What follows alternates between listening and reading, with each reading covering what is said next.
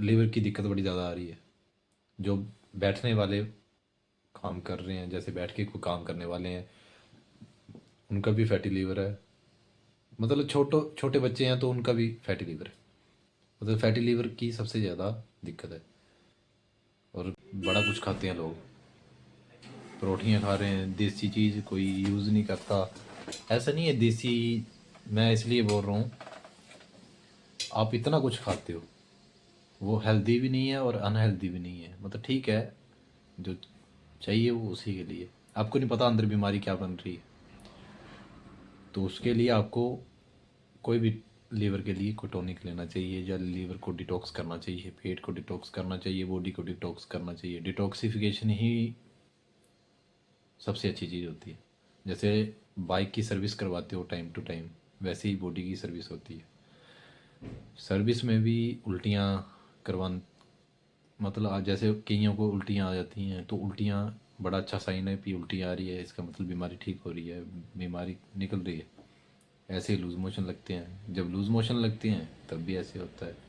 ऐसा नहीं है अभी लूज़ मोशन लग पड़े उसको जगह में रोक देना है, ऐसा नहीं। गंदगी को निकलने दो। वीकनेस लगती है तो उसके लिए आयरन टॉनिक लो।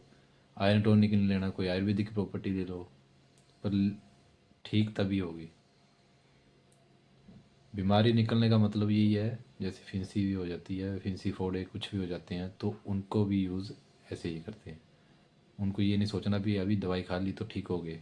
थोड़ा टाइम लो, इंतज़ार करो, प्रॉपर देसी दवाई लो। अगर नहीं फ़र्क पड़ता फिर एलोपैथी पे आओ। और एलोपैथी भी तभी की दिक्कत बड़ी ज़्यादा आ रही है। जो बैठने वाले काम कर रहे हैं, जैसे बैठ के कोई काम करने वाले हैं, उनका भी फैटी लीवर है। मतलब छोटे बच्चे हैं तो उनका भी फैटी लीवर है। मतलब फैटी लीवर की सबसे ज़्यादा दिक्कत है। और कॉन्स्टिपेशन की, वैसे तो नेचुरल रेमेडीज तो जैसे मर्जी आप कर सकते हो। एलोपैथी में हम देते हैं टैबलेट, देते हैं इन्फॉर्मेशन देते हैं, अदरवाइज तो और कुछ नहीं है। इन्फॉर्मेशन आपको मिलेगी सिर्फ, मेडिसिन डॉक्टर की पर्ची के बगैर नहीं मिलेगी। बाकी इन्फॉर्मेशन ये है, जो हम मेडिसिन देते हैं आपकी फैटी लीवर के लिए, यूडी लिव करके आती है 300 mg की, 150 की भी आती है वो। दूसरा ये यूज़ होती है फैटी लीवर में, क्रोनिक हेपेटाइटिस में भी यूज़ होती है। स्टेज जितनी मर्जी हुई वो तब भी यूज़ की जाती है। जैसे मतलब इन्फ्लामेशन हो जाए, इन्फ्लामेशन पेट लीवर दोनों का सहन करते हैं, दोनों एक साथ में होते हैं। तो दोनों में इन्फ्लामेशन जब हो जाती है तब इसको दिया जाता है, वो भी डॉक्टर की प्रिस्क्रिप्शन के ऊपर। बाकी पेट में जैसे कब्जी हो जाती है तो फ्रीलैक्स करके टैबलेट आती है, किसी और कंपनी की भी है, वैसोगोडियल करके आती है। वो आपके डिपेंड है आपने कि कौन सी लेनी है, और डॉक्टर की पर्ची के बिना नहीं लेनी, ज़्यादा मात्रा में नहीं लेनी। इन्फॉर्मेशन पूरी लो, फिर उसी के बाद मेडिसिन लेना, ऐसे नहीं लेनी है। बाकी अगर आयुर्वेदिक करना चाहते हो तो आयुर्वेदिक भी बताएंगे आपको। आयुर्वेदिक में तो दो चीज़ें होती हैं, फाइबर की कमी हो जाती है, फाइबर ज़्यादा मात्रा में लोगे तो ठीक हो जाओगे।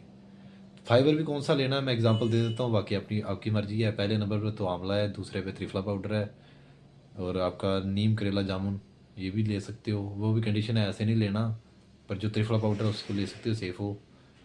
मतलब फाइबर की मात्रा सबसे सबसे ज़्यादा होनी चाहिए। एक बात बताता हूँ, जैसे पैरासीटामोल मेडिसिन है, पैरासीटामोल 500 mg की, 650 mg की। वैसे तो कोई मेडिसिन जो आप अपनी बिना डॉक्टर की पर्ची के नहीं ले सकते हो, फिर भी मैं एक छोटी सी इन्फॉर्मेशन देता हूँ आपको। इन्फॉर्मेशन तो यही है कि इसको लगातार कंटिन्यू यूज़ नहीं करना। पैरासीटामोल के साइड इफ़ेक्ट बड़े ज़्यादा हैं। अगर आप परमानेंट पैरासीटामोल का यूज़ करते हो तो आपको किडनी लीवर डैमेज होने तक की दिक्कत आ सकती है, और एलर्जिक रिएक्शन भी हो सकता है। दूसरा, स्वेलिंग भी हो सकती है, चाहे माउथ में हो चाहे पेट में, लीवर में, कहीं भी स्वेलिंग भी हो सकती है। तो अगर मेडिसिन लेनी है तो डॉक्टर की सलाह लें, डॉक्टर की पर्ची बनाएं, तब जाके अपना ट्रीटमेंट करवा के फिर ही पैरासीटामोल या कोई अदर मेडिसिन लें। अगर किसी और टॉपिक के ऊपर अगर आपने इन्फॉर्मेशन लेनी होगी तो उसके बारे में बता देंगे।